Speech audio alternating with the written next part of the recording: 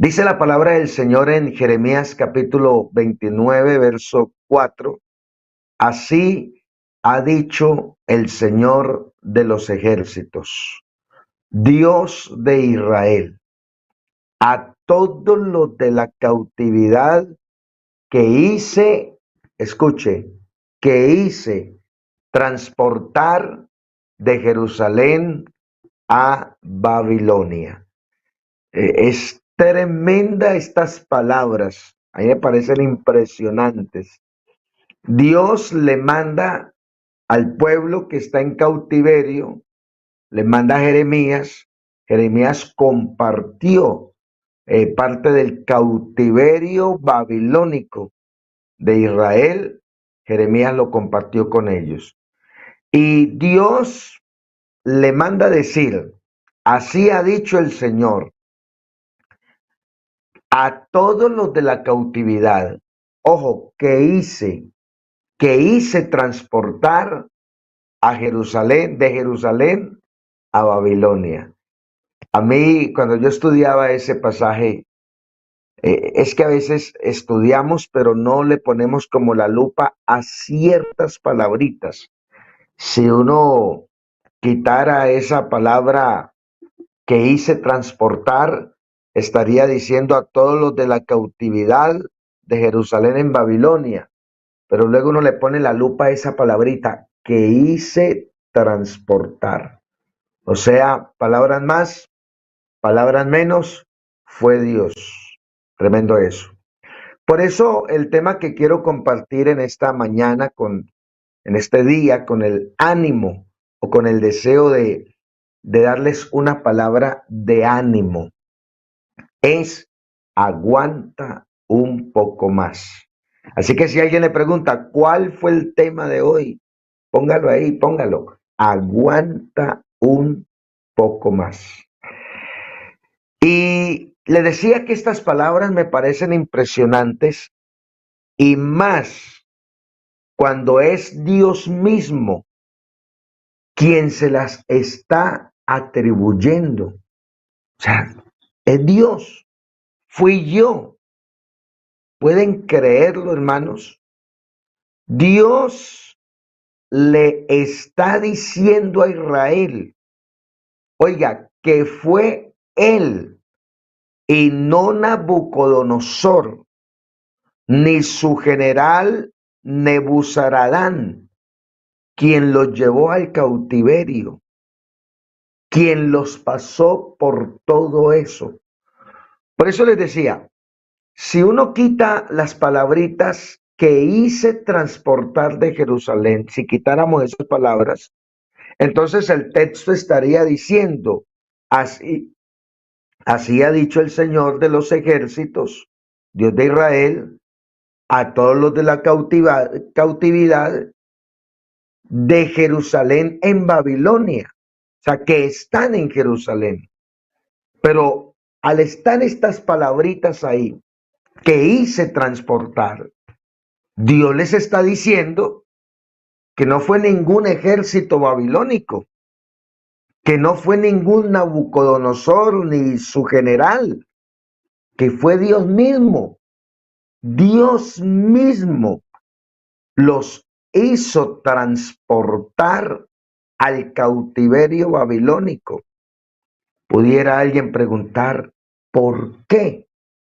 Bueno, esa es la idea, explicar por qué, para extraer de ahí la aplicación, la enseñanza. Miremos el escenario tan tremendo.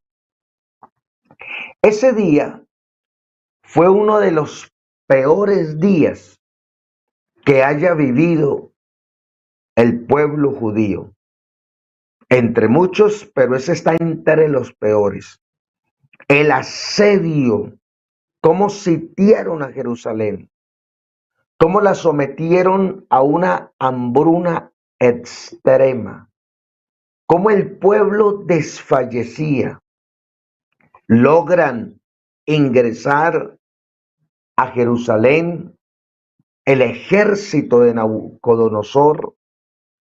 Todo lo que sucede para porque como en estos medios hay palabras restringidas, toda esa cantidad de personas que ese día dejan de ser, pero la manera, la forma tan despiadada, tan terrible, tan, pudiéramos decir, tan ordinaria en que trataron al pueblo de Dios, cómo queda la ciudad en ruinas, cómo queda destruida, todo ese contexto tan tremendo.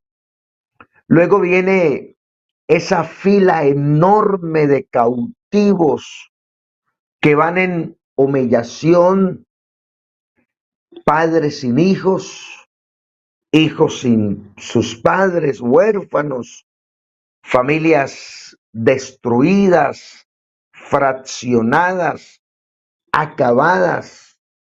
¿Cómo sería ese lamento en el desfile hacia Babilonia, que van enlazados, que van agarrados, que van rumbo a un cautiverio? Llegan a esa ciudad de su cautiverio, Babilonia se convierte en una enorme prisión para el pueblo de Israel. Ya se me salió la cárcel. Por algún lado ha de salir algo de evangelismo carcelario. Oiga, ¿cómo se convierte Babilonia en una gigantesca prisión para el pueblo? Y los cautivos, que muchos pasan a ser prisioneros en mazmorras, en cárceles, otros pasaban a ser esclavos, esclavos en trabajos demasiado pesados, trabajos muy duros, que esos reyes utilizaban los cautivos para sus grandes construcciones, grandes ciudades, grandes monumentos, estatuas. Eso era punta de trabajo de esclavos, donde eran azotados, humillados, donde desfallecían, donde algunos perdían la vida. Eso uno lo ve desde Egipto, allá en las grandes construcciones de Egipto. Bueno, algunas jóvenes de pronto agraciadas, hermosas, eran tomadas por señores importantes para convertirlas en sus mujeres o concubinas. Otras damas ser llevadas como criadas, como esclavas a casas, a trabajos domésticos. Y ahora viene el profeta a decirle al pueblo que no fue Nabucodonosor, que no fue su ejército, que fue Dios quien los hizo llevar allá. Quien fue Dios el arquitecto de todo ese dolor tan impresionante, de toda esa humillación, de ser exiliados, llevados a nación extranjera, que fue Dios. Yo cuando leía este texto y todo lo que tiene que ver, me preguntaba, ¿qué sentiría Israel cuando escuchó esas palabras? Y más ahora que estaban en afrenta, en humillación, en necesidad, en escasez, en cautiverio, en situaciones tan terribles. Diría algún cautivo, ¿es en serio? Algún reflexivo por allá que está escuchando la profecía o las palabras más bien, ¿es en serio? Todo lo que tuvimos que pasar, todo lo que estamos viviendo en este cautiverio, ¿es en serio? ¿Cómo nuestra ciudad fue invadida y destruida? ¿Cómo perdimos la batalla? ¿Cómo fuimos traídos a esta tierra maldita? Ellos usaban, es una expresión dura, pero la usaban. la usaban sobre otras naciones. ¿Cómo fuimos traídos a esta tierra maldita? ¿Cómo nuestras mujeres fueron humilladas, nuestras doncellas vírgenes ultragadas? Yo creo que me hago entender con esa palabra. ¿Cómo nuestras madres en cierta edad todavía productiva pero adulta son convertidas en esclavas, en criadas para trabajos domésticos? ¿Cómo nuestros jóvenes son esclavizados para trabajos duros, ordinarios? Y cómo tantos de nuestros padres y ancianos ya no están entre nosotros porque simplemente eran considerados viejos que no servían para nada. ¿Es en serio? Para venir Dios a decirnos que fue Él quien nos trajo aquí, porque recordemos el texto, ahí está todavía proyectado. Oiga, Dios de Israel les manda a decir a todos los cautivos que hice transportar, que hice. Dios se está atribuyendo todo eso. Dios no les está diciendo que Nabucodonosor y su general transportaron a Babilonia, no, o sea, fui yo. Y decir ese cautivo que está reflexionando, que está escuchando, para venir Dios a decirnos que fue Él quien nos trajo aquí y no Nabucodonosor ni su ejército. ¿Es en serio, Jeremías? Y me parece oír al profeta Jeremías respondiendo, sí, así es como lo oyen, así como lo oyen, fue Dios quien los hizo transportar aquí. Fue Dios quien los trajo aquí, no fue Nabucodonosor, no fue su general, Nebuzaradán, no fue su ejército, fue Dios. Y quedan dos opciones: amargarse, llenarse de resentimiento toda la vida, transmitir ese resentimiento de generación en generación al punto que eche raíces, se convierta en una raíz de amargura, morir preguntándose por qué, morir maldiciendo y diciendo no es justo, creí que Dios era bueno, que Dios era justo, que Dios era perdonador, o más bien preguntar ¿para qué? Y ponerse en las manos de Dios y servirle a Él aún en este lugar. No por qué, sino para qué.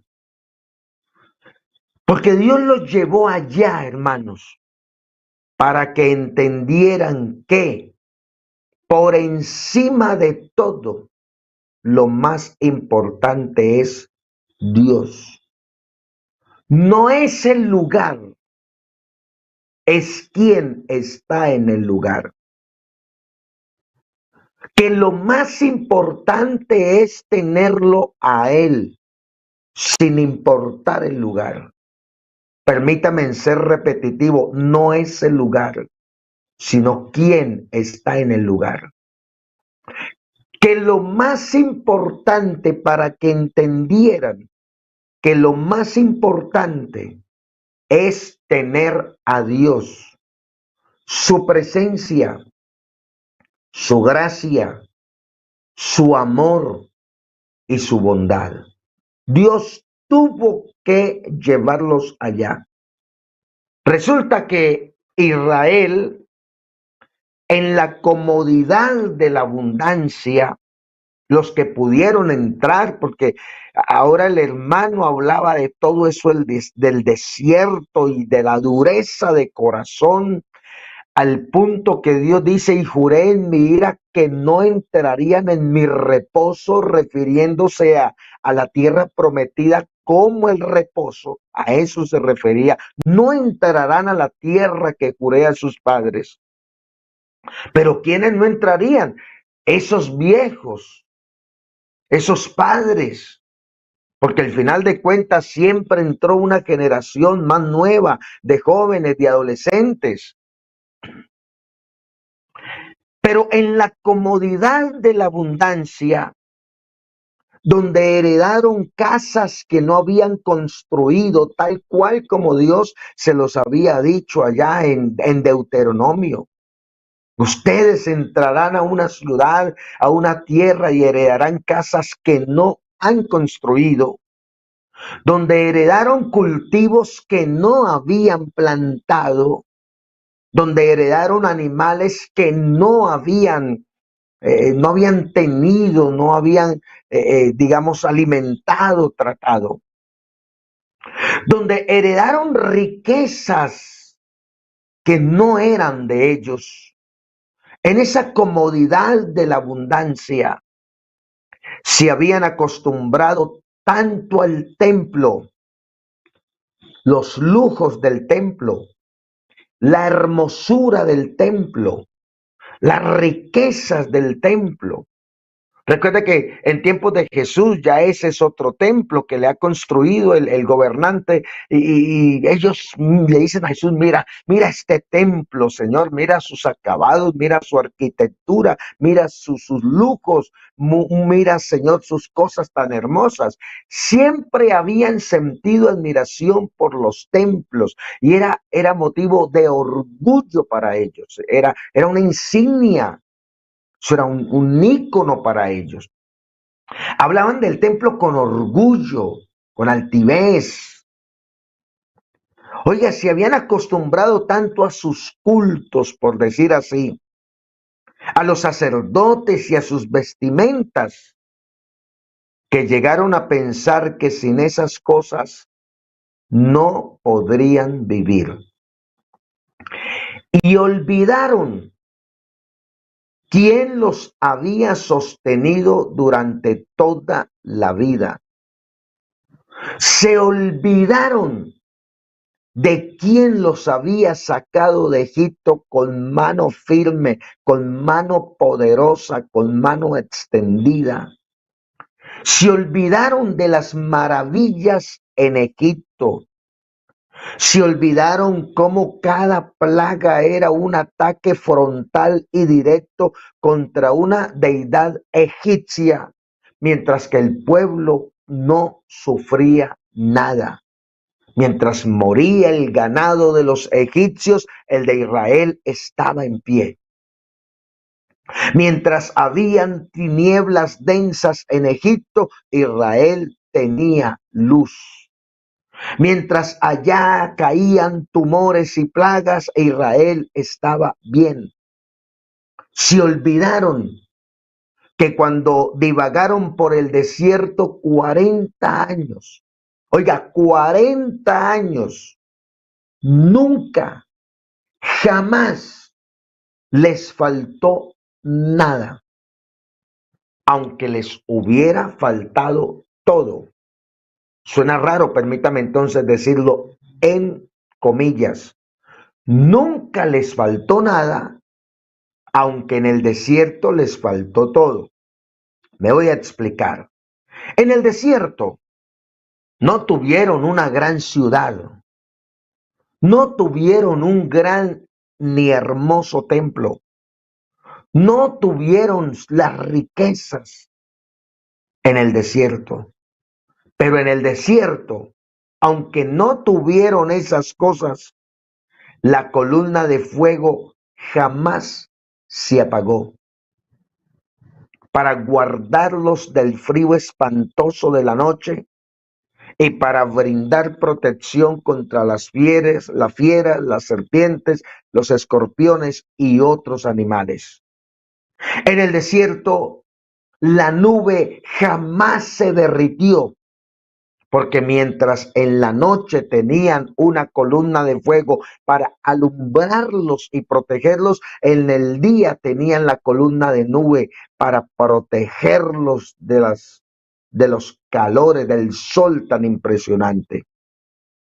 En el desierto, el pan del cielo jamás cesó y el día viernes les enviaba suficiente para que guardaran para el día sábado. Y cuando agua y carne pidieron, el Señor se las proveyó. Y durante esos 40 años protección nunca les faltó. Nunca. Su pie no se hinchó. Su vestido y calzado no envejeció. Tampoco se encogió. Porque en el desierto, aunque aparentemente no tenían nada, tenían a Dios. No es el lugar, es quien está en el lugar. Jacob, después de despertar de su sueño, dijo: cuán terrible es este lugar. Pero no terrible de feo, no terrible de horroroso, sino terrible de admiración. Este lugar no es otra cosa sino casa de Dios y puerta del cielo. Era un monte, pero ahí se le presentó Dios. Entonces, en esos 40 años, protección nunca les faltó. Pero como en Jerusalén ya habían olvidado todas esas cosas, todas esas obras, todos esos portentos y todas esas maravillas y el Dios que se las había concedido, se habían olvidado de Dios. Dios había pasado a un segundo plano. Fíjese que Cristo les dice: este pueblo de labios me honra, pero su corazón está lejos de mí. Aparentemente honraban a Dios. Aparentemente iban al templo, ofrecían sacrificios, llevaban sus ofrendas, pero eso era de apariencia. No era para Dios. Cuando ayunaban, no ayunaban para Dios. Ayunaban para creerse mejor que los demás, más santos que los demás, más devotos que los demás, y para salir del ayuno criticando, chismoseando y hablando mal de los demás. Esos ayunos no eran para Dios. Cuando sacrificaban animales no eran para Dios, era para su propio vientre y para su propio festín. Y cuando daban ofrendas no era para Dios, era para ser vistos de la gente y alabados por la gente y admirados por la generosidad. Pero nada de lo que hacían era para Dios. Este pueblo de labios me honra, pero su corazón está lejos, lejos de mí. Entonces Dios tuvo que llevarlos a Babilonia. Por eso Dios se atribuye. Por eso el profeta está diciendo: así ha dicho el Señor, Dios de los ejércitos, Dios de Israel, a todos los de la cautividad que hice transportar. Dios tuvo que llevarlos a Babilonia, primero, para doblegarle su arrogancia, su soberbia, para que entendieran que ellos sin Dios no eran nada, mientras que Dios sin ellos seguía siendo Dios. Para manifestar en ellos nuevos prodigios, nuevas señales, nuevos portentos. Porque los portentos de Babilonia no tienen en nada parecido a los de Egipto. En Babilonia son otra clase de eventos y portentos y milagros. Para que renovaran en ellos ese amor, esa devoción verdadera, y entendieran que aunque ellos se habían apartado de Dios, Dios jamás se había apartado de ellos. Estuvo disgustado con la nación. Pero cuántas veces los padres no nos disgustamos con los hijos, pero siguen siendo hijos. Entonces Dios los llevó a Babilonia, Él mismo, para demostrarles que ellos sin Dios no son nada. Nosotros sin Dios no somos nada, pero Dios sin nosotros sigue siendo Dios. Mire todas esas cosas que pasaron. Porque muchas veces es en la prueba, en la dificultad, en el desierto, en el cautiverio, en el problema económico, en la enfermedad.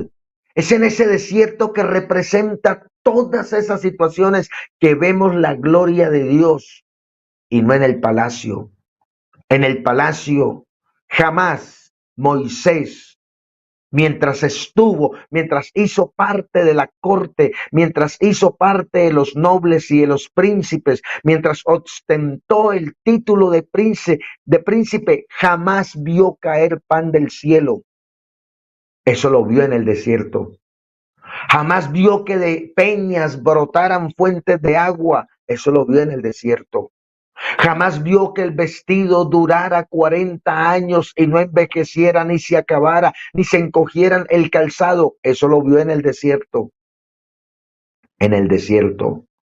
Jamás vio que el mar se abriera frente a una multitud y pasaran como por tierra seca. Eso lo vio en el desierto. Eso no lo vio en el palacio. En Jerusalén, los israelitas jamás vieron a un hombre ser echado en un foso de leones hambrientos y venir un ángel y tapar la boca del león y él estar con ellos como si fuera un pastor, en este caso de leones. Eso lo vieron en el cautiverio, en la prisión. En Jerusalén jamás vieron a 3 hombres ser echados en un horno de fuego 7 veces más de lo normal, recalentado, y que ni siquiera la ropa oliera humo, ni siquiera el cabello se quemó. Eso lo vieron en una prisión llamada Babilonia. A veces Dios nos lleva al desierto de la prueba, de la enfermedad, de la escasez, de la crisis, de situaciones extremas para mostrarnos cosas que en la comodidad no vamos a ver. Y no porque Dios sea solo Dios de la dificultad, Dios del desierto, Dios de la prisión, Dios de la enfermedad, Dios de la escasez, y no sea Dios en la abundancia. Dios es Dios siempre. De Jesús se dice, Él es el alfa, Él es la omega, Él es el principio, Él es el fin, Él es el Dios todopoderoso. Pero somos nosotros que casi siempre en la comodidad nos relajamos. Somos nosotros que casi siempre en la abundancia nos relajamos y vamos olvidando la dependencia o nuestra dependencia de Dios. Y cuando todo está bien, entonces en muchos merma la oración. Cuando todo está bien, merma el ayuno. Cuando todo está bien, merma la adoración. Cuando todo está bien, merma el culto. Cuando todo está bien, merma la dependencia. Y Dios nos tiene que recordar que sin Él no somos nada. A veces Dios en su gracia, o en su gracia y en su amor, no en su odio y su rencor, no, gracia y amor, nos tiene que pasar por procesos duros, pero siempre ahí va su gracia y su amor. A veces Dios en su gracia y en su amor nos tiene que pasar por momentos difíciles y difíciles al extremo, por situaciones. A veces viene una enfermedad terrible, a veces viene una escasez crónica para que no olvidemos nuestra dependencia de Él. Porque es en el desierto que nos volvemos más sensibles a su presencia, más sensibles a la dependencia, más sensibles a la oración, a la búsqueda de Dios. Cuando se acaban los recursos humanos y entonces cuando viene el desempleo, cuando viene la hipoteca, cuando viene la crisis económica, cuando le diagnostican a una hija cáncer o leucemia, o cuando vienen una cantidad de problemas, entonces ya merma el sueño. Madrugamos más a orar. Queremos ir más temprano al templo. Esas cosas Dios las permite porque sabe que a veces el hombre de esa manera busca el refugio de Dios. Vuelve a acordarse que Dios es nuestro amparo, nuestra fortaleza, nuestro pronto auxilio en la tribulación. Oiga, Dios le está diciendo a Israel, fui yo. quien los hice transportar a Babilonia. Impresionante. Y esto me lleva a hacer una pregunta. ¿Y a ti? ¿Dónde te ha llevado Dios? ¿Por dónde vas pasando? ¿Siente que vas por un desierto? Hablar de desierto es hablar de situaciones extremas. Sed extrema, hambre extrema, calor extremo, frío extremo, peligro extremo. Aquí cerca a donde vivimos, bueno, unas no tan cerca, en realidad unas 5 horas, 6 horas, tenemos un desierto. ¿Qué hay en los desiertos? Cactus, espinas, un calor infernal, unos escorpiones pero tremendos, serpientes, arena.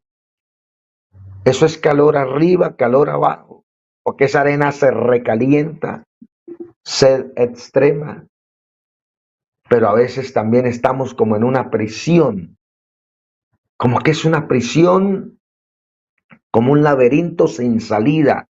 No hay salida, no hay salida. A la óptica humana hay momentos que no hay salida. ¿Qué hago? ¿Para dónde agarro? No hay recursos. Y no solo eso, no tengo recursos, pero si viviera 20 años más no tendría con qué pagar lo que debo. ¿En qué problema te encuentras? ¿Son tan severos que logran confundirte, estresarte, desanimarte, angustiarte? ¿Son tan duros que hasta te hacen creer que Dios ya se olvidó de ti? ¿Qué pensaría Israel cuando iba rumbo al cautiverio? Tras sí queda una ciudad destruida, hermanos, en ruina. No queda sino un montón de cuerpos regados sobre la faz de la ciudad, mutilados, sin ojos, en 2 pedazos, otros quemados. No queda sino destrucción, ruinas, muerte tras de ellos, allá atrás en Jerusalén. Y ahora en la caravana hacia el cautiverio no hay más que lamentos, sollozos, gritos y posiblemente sonidos de latigazos que zumban en el aire, cortando el viento a una velocidad para caer en las espaldas de alguien que se está desmayando, que argumenta no tener fuerzas. Y ese soldado decir, venga que le voy a dar fuerzas, un latigazo, darle motivación a punta de látigo. Mientras los soldados toman agua y calman la sed, el alma de ellos gime por sed. ¿Qué pensaría Israel? Y nuestro Dios, se olvidó el Señor de nosotros, se olvidó Dios de su heredad, se olvidó el Señor del juramento que hizo a nuestros padres Abraham, Isaac y Jacob. ¿Qué pasó con nuestro Dios? Y mientras ellos hay un sentimiento de abandono, de huérfanos, de soledad, Dios va con ellos ahí. Es Dios el que los está llevando. Es Dios el que los está transportando a Babilonia. Y es Dios el que en sus planes los está llevando a una ciudad a mostrarle cosas que nunca antes han visto. Es Dios, va ahí con ellos. A nosotros nos viene la prueba, la enfermedad, la crisis económica, el desempleo y tantas cosas. Y el primer sentimiento es abandono, es como un huérfano. y Dios va ahí con uno. Ese aparente juicio no es más que otra forma de probarnos su amor y su gracia. Es para acercarnos hacia Él. Es para atraernos hacia Él. Leía en uno de tantos comentarios que a veces publican ahí en los chats de Facebook, en una transmisión en vivo que estaba mirando, leía un comentario. Es que yo oro y oro y oro y Dios no me responde. A veces siento que Dios me ha desechado. A veces siento que Dios me ha olvidado. A veces siento que Dios ya no se interesa por mí. Llevo tanto tiempo clamando y nada. Aguanta un poco más. La palabra del Señor dice, volveos a Él y Él se volverá a vosotros. Aguanta un poco más. Vuélvete en amistad con Dios, dice un texto. ¿Qué tal tú? ¿Cómo te sientes? ¿Sientes que ora y ora y ora y a tus ojos no pasa nada? ¿Siente que Dios no te responde? ¿Siente que Dios te ha desechado? ¿Siente que Dios te ha olvidado? ¿Siente que Dios ya no se interesa por ti? Aguanta un poco más. Como iba con Israel en la caravana de cautivos, Dios está contigo. ¿En realidad crees que Dios te va a desechar? ¿Te va a olvidar? ¿Te va a abandonar? ¿Podría olvidarse Dios de aquel por quien dio la vida? De aquel por quien sufrió el oprobio, la burla, los azotes, las bofetadas, la corona de espinas, los látigos allá en el Calvario. ¿Podría Dios olvidar algo como eso? ¿Sabe qué le dice Dios a Israel? En Isaías 49, vamos a mirar Isaías 49, verso 14 en adelante. Mire lo que dice Isaías 49, 14. Pero Sión dijo, me dejó el Señor, me dejó, me abandonó, me desechó. El Señor ya se olvidó de mí. Mire lo que dijo el pueblo, Dios me olvidó, Dios me abandonó, Dios me desechó, ya Dios no me escucha, Dios ya no está conmigo. Y entonces en el verso 15 pregunta, ¿se olvidará la mujer de lo que dio a luz? ¿Se olvidará para dejar de compadecerse del hijo de su vientre? A primera vista diríamos que ninguna madre sería capaz de olvidar un hijo. Bueno, pero como la historia habla de gente desnaturalizada, hermanos. Yo no sé si ustedes se dieron cuenta, una noticia mundial fresca hace poco, de una madre joven que se fue de fiesta, se fue a playas, se fue con amigos. No sé si escucharon la noticia, fue viral. Y dejó varios días. No recuerdo cuántos días para no ir a decir cosas que no son, pero varios días dejó a una bebé,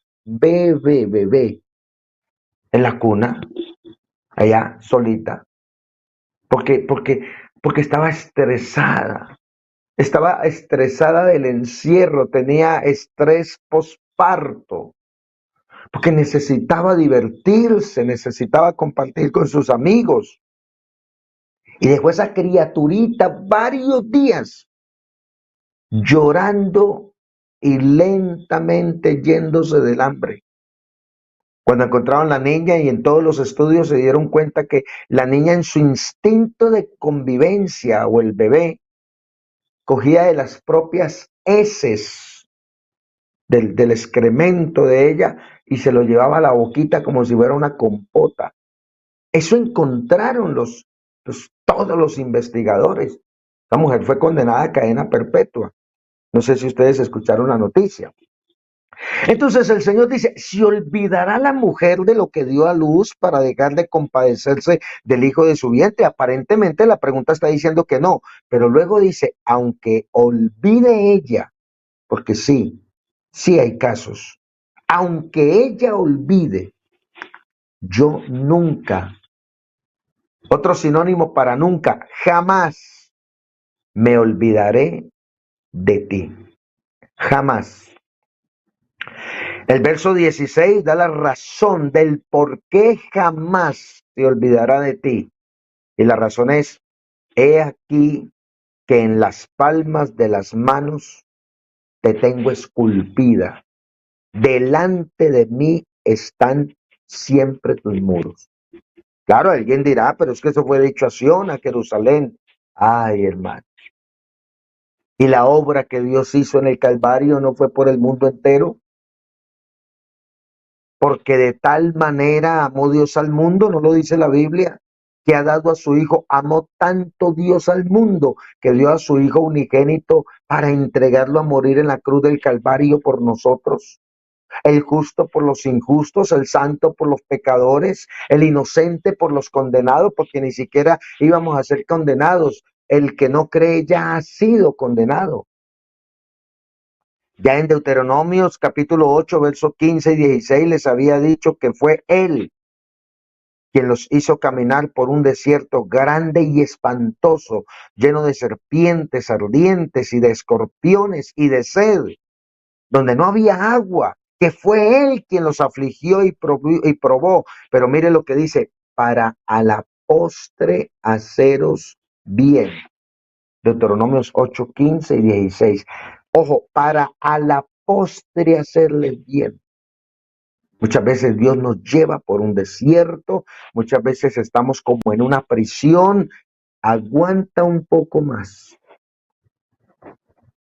Que si es Dios el que nos está pasando por ahí, es para hacernos bien. ¿No será que Él te está probando, te está afligiendo, te está angustiando? ¿No será que ese desierto grande y espantoso por el que estás pasando, lleno de peligros y aflicciones, de escasez e incertidumbre, es porque a la postre Dios te va a hacer bien? Aguanta un poco más. Aguanta, mi hermano, aguanta, mi hermana. Aguanta un poco más. Querido padre, que pareciera que Dios no le escucha con relación a la familia, sigue clamando y aguanta un poco más. Querida madre, aguanta un poco más. Aunque estemos en lo que a nuestra óptica parecieran los peores momentos, si estamos en las manos de Dios, estamos en las mejores manos. Escucha, si estamos en las manos de Dios, estamos en las mejores manos. Dios iba con Israel. No solamente los hizo transportar a Babilonia, es que Dios iba con ellos. Y allá los guardó del horno. Y allá guardó a Daniel del foso de los leones y a 3 de los jóvenes del horno, pero el pueblo era testigo, el pueblo estaba viendo con sus propios ojos lo que jamás había visto. Ese pueblo no fue el que estuvo en Egipto, así que ese pueblo no había visto las maravillas de Egipto o en Egipto. Ahora necesitaban tener sus propias experiencias. Por eso Dios nos pasa por todas esas cosas. No son suficientes las experiencias de la Biblia. No son suficientes las maravillas en Egipto ni las maravillas en Babilonia. Necesitamos nuestras propias experiencias. Pero para llegar a ellas, primero hay dolor. Para Israel ver todo lo que vio en Egipto, primero estuvo 430 años cautivo. Para Israel ver todo lo que vio en Babilonia, tuvo que ser llevado a Babilonia. Tuvo que perder su patria, su nación, su tierra, su ciudad, ser llevados cautivos, pero allá vieron lo que jamás habían visto antes. ¿Qué harías tú si Dios te manda a decir que es Él quien te está pasando por ese desierto, por esa prueba, por esa angustia, por esa aflicción, por esa escasez? ¿Qué harías tú? Al principio les decía, quedan dos opciones. O te amargas, te llena de resentimiento, resientes a tus hijos, contaminas a tu familia con tu amargura, te mueres preguntando por qué, o más bien le preguntas a Dios, ¿para qué, Señor? Muéstrame qué debo hacer. Perdona mis faltas como hijo, como padre, como servidor, como predicador. Y reconocemos que a veces nos hemos alejado de Dios, que hemos mermado ese tiempo de intimidad con Él, de consagración. Y a veces Dios permite estas cosas para que nos acordemos que sin Él no somos nada. Él sin nosotros sigue siendo Dios. Necesitamos estar muy cerca de Dios. Oiga, leíamos al principio, termino con estas palabras para dar gracias. Así ha dicho el Señor de los ejércitos. Jeremías 29:4. Dios de Israel, a todos los de la cautividad que hice transportar de Jerusalén a Babilonia. Posiblemente Dios te lleve ahí. Pero va contigo y ahí va conmigo. Y si Él va con nosotros, hermanos, seremos más que vencedores. Aguanta un poco más. Aguanta un poco más. Es una palabra de ánimo. Es una palabra de ánimo que quiera Dios que sea de mucha bendición. Vamos a darle gracias al Señor por su palabra. Dije que hasta las 6:50 y qué difícil que un pastor cumpla el horario. Vamos a darle gracias al Señor. Soberano Salvador. Muchas gracias. Gracias por tu bondad infinita. Gracias por tu misericordia. Gracias por la abundancia. Gracias por esos momentos de escasez. Gracias, Señor, porque a veces todo está bien. Todo está bien. Pero a veces vienen los momentos difíciles, la escasez, la angustia, la preocupación. Entonces la ansiedad ataca a las personas. Viene el desasosiego. Ayúdanos. Señor, haznos sentir tu presencia en estos procesos. Te ruego por mis hermanos que están pasando situaciones duras, difíciles. Ayúdalos. Multiplícale las fuerzas. Hazle sentir tu presencia y muéstrale los grandes portentos que tú haces aún en la escasez, en la prisión, en el cautiverio, aún en el desierto. En el nombre glorioso del Señor Jesucristo. Amén y amén. Mis amados hermanos, Dios les bendiga, paz de Cristo, que estén muy bien y dispónganse a pasar un día excelente al lado de sus seres queridos.